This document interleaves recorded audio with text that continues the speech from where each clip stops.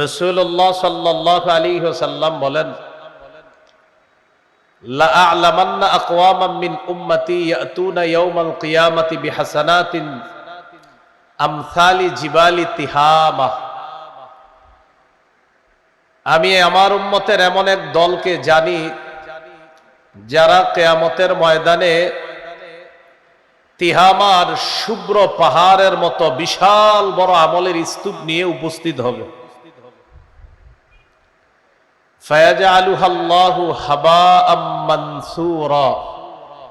আল্লাহ তাদের এই বিশাল পাহাড়ের স্তূপকে ধূলিকণার মতো বানিয়ে দিবে, দেখা যাবে না। সাহাবায়ে কেরাম বললেন, সিফহুম লানা, হুজুর তারা কারা, তাদের পরিচয় আমাদের কাছে আপনি একটু বলে দেন।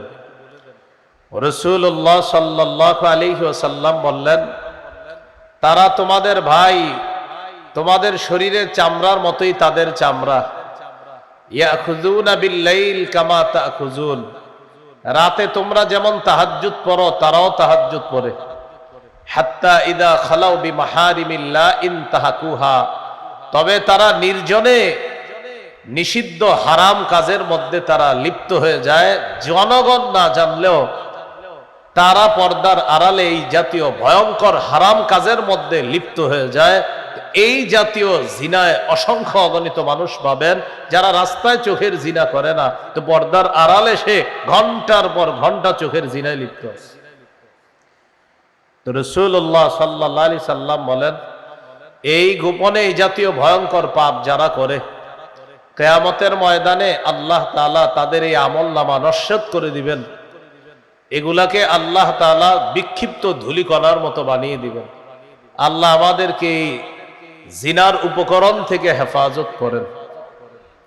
তাহলে দুইটা কথা বললাম, একটা হলো আল্লাহর আদেশ প্রকাশ্য পাপ গোপন পাপ ছেড়ে দাও, আর একটা হলো আল্লাহর নিষেধ নতুন করে প্রকাশ্য অশ্লীলতা গোপন অশ্লীলতার কাছে যেও না। এ হলো দুইটা। 3 নাম্বার কথা, সূরা নিসার 131 নম্বর আয়াতে আল্লাহ বলেন, ইন তাজতানিবু কাবাইরা মা তুনহাউনা আন নুকাফির আনকুম সাইয়্যাতিকুম ওয়া নুদখিলকুম মুদখালান কারীমা। যদি তোমরা কবিরা গুনাহ থেকে বাঁচো, আমি আল্লাহ তোমাদের সগীরা গুনাহগুলো মাফ করে দেব। মৃত্যুর পর সম্মানের জায়গা জান্নাতে তোমাদেরকে প্রবেশ করাবো।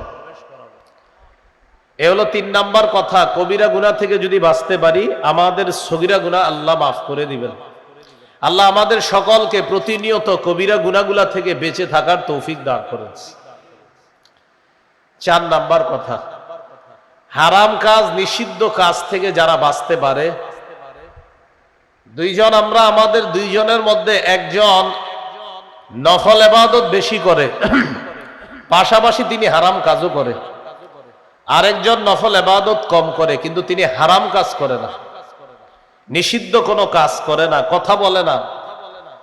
এই হারাম থেকে যে বেঁচে থাকে, রাসূলুল্লাহ সাল্লাল্লাহু আলাইহি সাল্লাম বলেন, এই ব্যক্তি মানুষের মধ্যে আল্লাহর কাছে সবচাইতে শ্রেষ্ঠ আবেদ হিসাবে গণ্য হয়ে যায়। তিরমিজির হাদিস 2305 নম্বর হাদিস।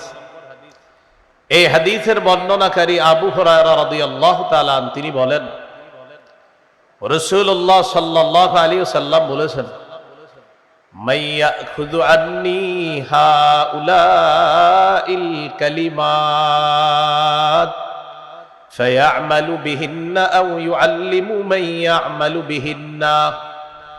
তোমাদের মধ্যে কে আছো যে আমার এই কথাগুলা শুনবা, গ্রহণ করবা, নিজে আমল করবা, অন্যদেরকে শিখিয়ে দিবা যারা আমল করবে। হাদিসটি আমি আবার বলছি, রাসূলুল্লাহ সাল্লাল্লাহু আলাইহি সাল্লাম একদিন বললেন, তোমাদের মধ্যে কে আছে এমন, আমি এখন কিছু কথা বলবো, এই কথাগুলা সে গ্রহণ করবে, নিজে আমল করবে, অন্যকে শিখিয়ে দিবে যারা আমল করবে, এমন কে আছে? فقال أبو هريرة رضي الله تعالى عنه أنا يا رسول الله। আবু হুরায়রা রাদিয়াল্লাহু তাআলা আনহু বললেন, হুজুর আমি আছি।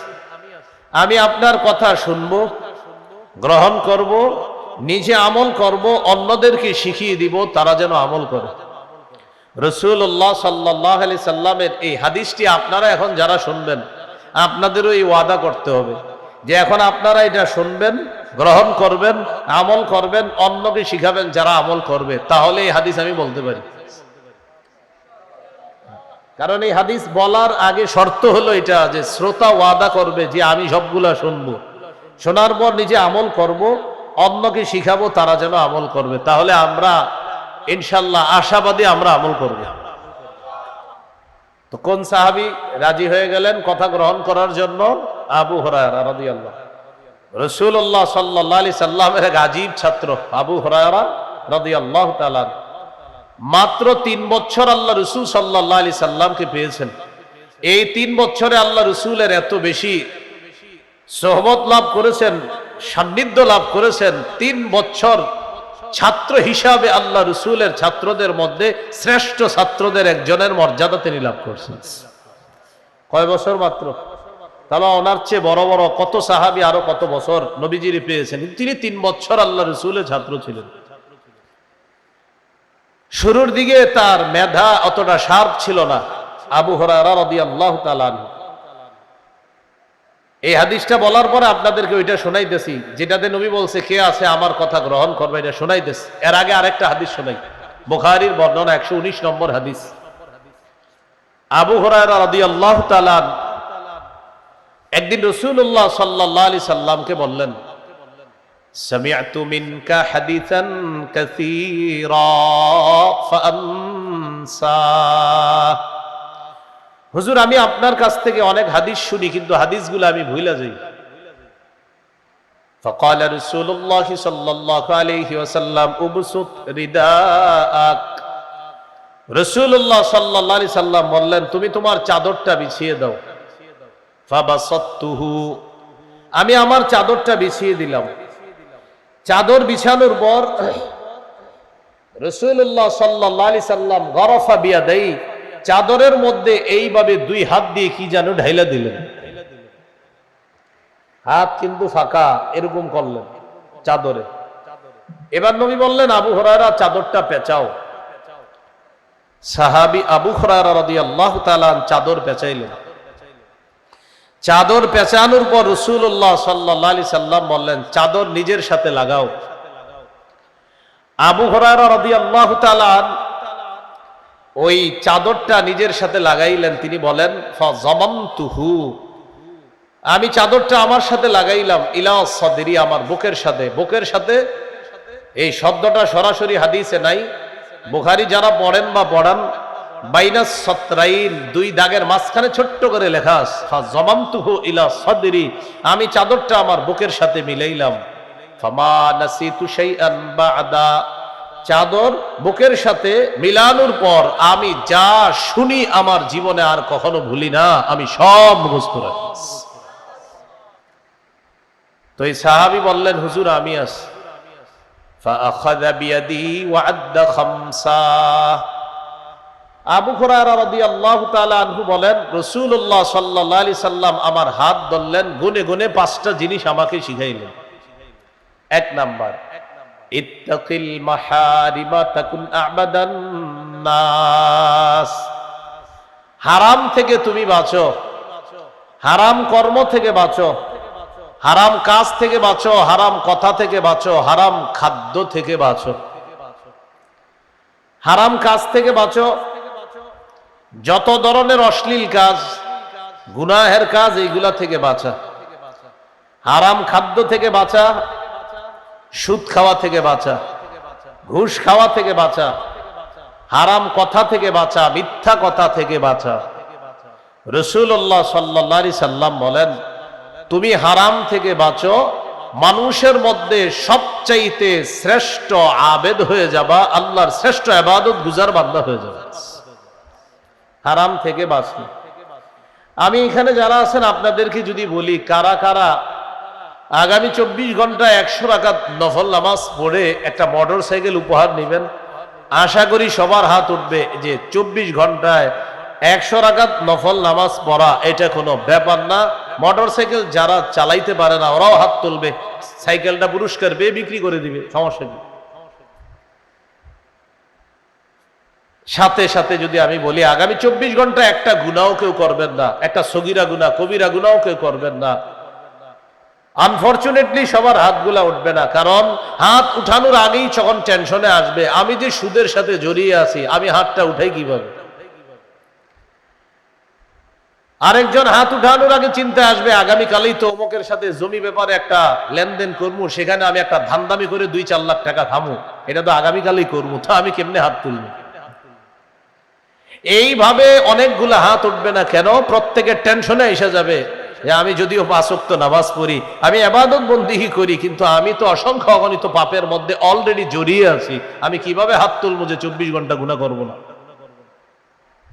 তাহলে 24 ঘন্টা নফল ইবাদত কেউ করবে, হাজারো মানুষের হাত উঠে যাবে। আর যদি বলেন 24 ঘন্টা গুনাহমুক্ত থাকতে হবে, তাহলে দেখবেন অসংখ্য অগণিত হাত উঠতে কষ্ট হচ্ছে, কারণ এই লোক সুদ খায়, এই লোক ঘুষ খায়, এই লোক অন্যায়ের মধ্যে জড়িয়ে আছে, কিভাবে হাতটা উঠাবে। সারাক্ষণ একটা ইলেকট্রনিক যন্ত্রণার মাধ্যমে একটু পর পর জানতে অজান্তে স্বেচ্ছায় অনিচ্ছায় গুনাহের মধ্যে লিপ্ত হয়, হাত উঠাইতে বড় মুশকিল হচ্ছে, কারণ তার শিডিউল আছে যে আগামীকাল এই নাটক সিনেমাগুলা দেখবে, হাতটা উঠাবে কিভাবে বলে। এই জন্য হাত উঠানো বড় মুশকিল যে গুনাহ করব না। রাসূলুল্লাহ সাল্লাল্লাহু আলাইহি সাল্লাম বলেন, ইত্তাকিল মাহারিমা তাকুন আবাদান নাস, হারাম থেকে বাঁচো, মানুষের মধ্যে সবচাইতে শ্রেষ্ঠ আবেদ হয়ে যাবা, কারণ হারাম থেকে বাঁচা বড় কঠিন, বড় মুশকিল। আর কেউ যদি এই মুশকিল কাজটা করতে পারে, আল্লাহর খাতায় সে শ্রেষ্ঠ আবেদ হিসাবে গণ্য হবে। 2 নাম্বার, ওয়ারদ বিমা কাসামাল্লাহু লাকা তাকুন আগনান নাস, আল্লাহ তোমার জন্য যা ফয়সালা করেছেন এতে তুমি খুশি থাকো, মানুষের মধ্যে সবচাইতে স্বনির্ভর বান্দা হয়ে যাবা, সবচাইতে ধনী মানুষ হয়ে যাবে। আল্লাহ যা ফয়সালা করেছেন এটা মেনে নাও, তুমি সবচেয়ে ধনী মানুষ হয়ে যাবে। 3 নাম্বার, ওয়া আহসিন ইলা জারিকা তাকুন মুমিনা, তুমি প্রতিবেশীর সাথে উত্তম আচরণ করো, খাঁটি মুমিন হয়ে যাবা। আমি গাড়ি থেকে নামার পর এখানে যারা যারা আমারে দেখছে সবাই মোটামুটি সালাম দিছে, অনেকে এখান থেকে উঠাও সালাম দিছে, অনেক মুরব্বীরা। কিন্তু এখানে অনেকে আছেন যারা গত 10 বছর আপনার প্রতিবেশীর সালাম দেন নাই। হুজুরে আসছে, হুজুরে সবাই সালাম দিতেছে, প্রতিবেশীকে 10 বছর 5 বছর হয়ে গেছে সালাম দেন না। এর কি সালাম দেব, এত আমগো পাশের ঘরের আব্দুর রহিম, আমাদের পাশের ঘরে থাকে ইউসুফ মিয়া, এর কি সালাম দেব, আব্দুর রহিম ভাই, ওটা তো আমার ভাতিজা লাগে, আপনি ভাতিজা সালাম দিবেন না? হ্যাঁ, তো আমার ঘরের পাশেই থাকে, তো সালাম দিছেন, আমার ভাতিজা তো সালাম দেয় না। অথচ রাসূলুল্লাহ সাল্লাল্লাহু আলাইহি সাল্লাম বলেন, প্রতিবেশীর হক আদায় করো, প্রতিনিয়ত সালামের মাধ্যমে হলেও প্রতিবেশীর হক আদায় করো। রাসূলুল্লাহ সাল্লাল্লাহু আলাইহি ওয়াসাল্লাম প্রতিবেশীর ব্যাপারে বলেন, জিবরিল আমিন আমাকে প্রতিবেশীর ব্যাপারে এত বেশি ওয়াজ করছে, নসিহত করছে, হাত্তা যারানতু আন্নাহু সাইওয়ারিসুহু, আমি চিন্তিত হয়ে গেলাম, না জানি কখন জিবরিল আমিন এসে বলে পড়ে আমাকে এই কথা বলে ফেলে যে এখন থেকে প্রতিবেশীকে মিরাজ দিতে হবে। এটা বলে নাই, বাকি আমি টেনশনে পড়ে গেলাম, না জানি জিবরিল আমিন এসে আমাকে এটা বলে ফেলে যে প্রতিবেশীকে মিরাজ দিতে হবে। এত বেশি প্রতিবেশীর কথা আমাকে জিবরিল আমিন বলছে। এই জন্য রাসূলুল্লাহ সাল্লাল্লাহু আলাইহি সাল্লাম বলেন, গোস্ত যখন রান্না করো ঝোল বাড়ায়া রান্না করো। কেন? প্রতিবেশীর নাকে তোমার গোস্তের ঘ্রাণ যাবে, আমার একজন উম্মত গোস্তের ঝোলের ঘ্রাণ পাবে আর গোস্ত না খেয়ে কষ্ট পাবে। আমি নবী তো এটা সহ্য করতে পারি না, ঝোলটা একটু বাড়ায়া দাও। গোস্ত যদি না পাঠাইতে পারো অন্তত ঝোল পাঠায়া দিও, যেন ঝোল দিয়ে ভিজিয়ে ভাত রুটিটা খাইতে পারে, তুমি ঝোল পাঠায়া দিও। আর যদি বলো পাঠাবা না, তাহলে এমন ভাবে তুমি ইলিশ মাছ আর গরুর গোস্ত রান্না করো যেন ঘ্রাণ বাহিরে না যায়, লুকিয়ে লুকিয়ে খাও। তো আমার উম্মত তোমার ঘ্রাণ নিবে আর সে খাবে না, এটা তো আমি তোমাকে বলতে পারি না। তুমি ঝোল বাড়াও, আমার উম্মতকে কষ্ট দিও না। আব্দুল্লাহ ইবনে ওমর রাদিয়াল্লাহু তাআলা আনহুমার বর্ণনা দেখেন, কেউ যদি ফল কিনে ঘরে আসে, প্রতিবেশীর বাচ্চা ফলটা দেখছে আপনি বাসায় আসার পর ফল কেটে আপনার বাচ্চার হাতে ফলটার একটা টুকরা দিয়ে দিলেন, বাচ্চা ফল নিয়ে বাহিরে গেছে দৌড়ায় দৌড়ায়। সাধারণত বাচ্চাদের হাতে ফল টল কিছু দিলে দৌড়ায় বাহিরে চলে যায়। আরেকজনের বাচ্চা আপনার বাচ্চার হাতে ফল দেখা কষ্ট পায়, ওর বাবা ফল আনছে, আমার আব্বা আনে নাই। আল্লাহ রসুল এটা বরদাস্ত করে না। আমার কোন উম্মতের শিশু সন্তান তোমার শিশু সন্তানের হাতে ফল দেখে না খেয়ে কষ্ট পাবে, এটা তো আমি নবী তোমাকে অনুমতি দিতে পারি না। হয়তো ফল লুকিয়ে লুকিয়ে খাও, আর যদি অন্যদেরকে দেখায় তুমি ফল ঘরে নাও, ফল প্রতিবেশীর জন্য পাঠাও। তাই তরমুজটা কিনে যখন ঘরে নিবেন হয়তো কালো ব্যাগ দিয়ে নেন যেন কেউ না দেখে, আর যদি দেখায় নেন তাহলে পাঠায় দেন। তো এই জন্য রাসূলুল্লাহ সাল্লাল্লাহু আলাইহি সাল্লাম বলেন, আহসিন ইলা জারিকা তাকুন মুমিনা, প্রতিবেশীর সাথে উত্তম আচরণ করো, খাঁটি মুমিন হয়ে যাওয়া। এ হলো 3 নাম্বার। এই যে বিল্ডিং বানাই আমরা, বিল্ডিং, এক হাদিসের মধ্যে আসছে বিল্ডিং যারা বানাবে পাশের প্রতিবেশী যে আছে তার কাছে একটু বলে নিবে, ভাইজান আমি একটু বড় অট্টালিকা বানাবো, 2-3-4 তলা হবে, এটা আমি বানাবো, আপনি একটু মহব্বতের সাথে একটু খুশি থাকেন, আমি যে বিল্ডিংটা বানাবো। উনি বলবে আপনার জায়গায় আপনি বিল্ডিং বানাবেন, এতে আমার কি? তখন বলে দিবেন হাদিসে আসছে আমার বিল্ডিং এ আপনার বাতাস বন্ধ হবে, আল্লাহ রসুলের কোন উম্মতের বাতাস বন্ধ হবে, এটা নবী নিষেধ করছেন, এই জন্য আপনার কাছে বলে দিলাম। প্রতিবেশীর হক আদায় করা, এটা 3 নাম্বার। 4 নাম্বার, وَأَحِبَّ لِلنَّاسِ مَا تُحِبُّ لِنَفْسِكَ تَكُنْ مُسْلِمًا, তুমি মানুষের জন্য সেটাই পছন্দ করো যা নিজের জন্য পছন্দ করো, খাঁটি মুসলমান হয়ে যাবে। তুমি নিজের জন্য যা পছন্দ করো মানুষের জন্য তা পছন্দ করো, খাঁটি মুসলমান হয়ে যাবে।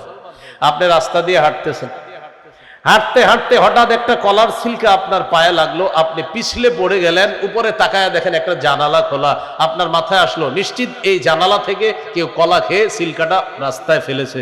আচ্ছা এমনও তো হতে পারে কোন পথচারী কলা খাইতে খাইতে এখানে ফেলে দিছে, আপনি সন্দেহ করলেন এই বাড়িওয়ালাকে, সন্দেহ করার পর কলার সিল্কাটা বাড়ির দরজায় নিয়ে রেখে দিলেন। কেন? এই বাসার কয়েকজন এটার মধ্যে পিছল খাক, তারপর বুঝুক যে কলার সিল্কার মধ্যে পিছলে পড়ে যাওয়াটা কতটা কষ্টকর। আল্লাহ রসুলের হাদিস দ্বারা বোঝা যায় আপনি মুসলমানের পরিচয় দিলেন না এই কাজটা করে। পায়ের মধ্যে ইটের টুকরা লাগছে, ছাদে তাকায় দেখে এক বাসায় কাজ হইতেছে, টেনশন, এই বাসার থেকে ইটের টুকরাটা পড়ছে, আচ্ছা আমার পায়ে পড়ছে না, এখন ইটের টুকরা সুন্দর মতো নিয়ে দরজায় রেখে দিচ্ছে যেন ওই বাড়ির মানুষগুলার পায়ের মধ্যে ইটের টুকরা বিদ্ধ হয়ে তারা কষ্ট পায়। অথচ রাসূলুল্লাহ সাল্লাল্লাহু আলাইহি সাল্লাম বলেন, সহিহ বুখারীর বর্ণনা, কোন মুসলমান রাস্তা থেকে কষ্টদায়ক বস্তু যদি এই নিয়তে সরিয়ে দেয় আমার কোন মুসলমান ভাই বোন যেন কষ্ট না পায়, গফারাল্লাহু লাহু মা তাকদ্দামা মিন যামবি, আল্লাহ তার আগের সব গুনাহ মাফ করে দেন। তো 4 নাম্বার, ওয়া আহিব্বা লিন্নাস মা তুহিব্বু লিনাফসিকা তাকুন মুসলিমা, নিজের জন্য যা পছন্দ করো মানুষের জন্য সেটা পছন্দ করবা, খাঁটি মুসলমান হয়ে যাবা। 5 নাম্বার, ওয়ালা তুকসিরিদ দিহকা ফাইন্না কাসরাতাদ দিহকি তুমিতুল কলবা, বেশি হাসবা না, বেশি হাসি অন্তরকে মৃত বানিয়ে দেয়। আমি 5টা আবার বলি আপনাদেরকে। 1 নাম্বার, হারাম থেকে বাঁচো, শ্রেষ্ঠ আবেদ হয়ে যাবা। 2 নাম্বার, আল্লাহ তোমার জন্য যা ফয়সালা করেছেন, বরাদ্দ করেছেন, খুশি থাকো, শ্রেষ্ঠ ধনী হয়ে যাবা। 3 নাম্বার, প্রতিবেশীর সাথে উত্তম আচরণ করো, খাঁটি মুমিন হয়ে যাবা। 4 নাম্বার, নিজের জন্য যা পছন্দ করো অপরের জন্য সেটা পছন্দ করবা, খাঁটি মুসলমান হয়ে যাবা। 5 নাম্বার, বেশি হাসবা না, বেশি হাসি অন্তর মৃত বানিয়ে দেয়। আল্লাহ আমাদেরকে এই গুরুত্বপূর্ণ 5টা নসিহত আমরা গ্রহণ করে যেন আমল করতে পারি, আল্লাহ তৌফিক দান করে।